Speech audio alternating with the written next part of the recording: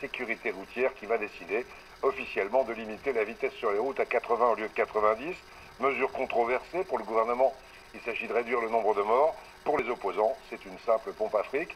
Et il se base sur la situation au Danemark, où on a réduit le nombre de morts en augmentant la vitesse. Envoyés spéciaux Axel Cariou et Sophie Hernandez.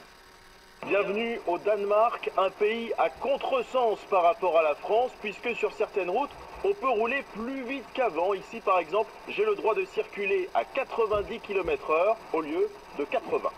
Cette expérimentation, voulue par le gouvernement danois, dure depuis 3 ans. Son but, éviter les ralentissements inutiles. Elle concerne une quinzaine d'axes secondaires, et parmi les automobilistes, elle fait l'unanimité. Ce sont des routes sans carrefour dangereux, sans enfants qui traversent.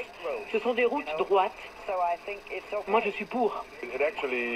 Au volant, vous êtes un peu plus détendu, parce que le trafic est tout simplement plus fluide. À tel point que les autorités envisagent de rehausser la vitesse de 10 km/h sur une dizaine d'autres routes du pays. Car c'est un paradoxe, en 3 ans, le nombre d'accidents a chuté de 11%, le nombre de morts de 13%. Cela semble totalement illogique, mais l'explication est en fait très simple. Tout en augmentant la vitesse, on a investi 5 000 € par kilomètre pour améliorer la sécurité.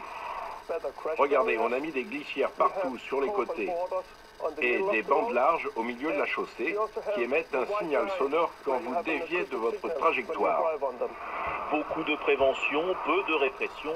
Écoutez plutôt. Où est-ce qu'on peut trouver un radar automatique dans le coin? Ah, je sais pas.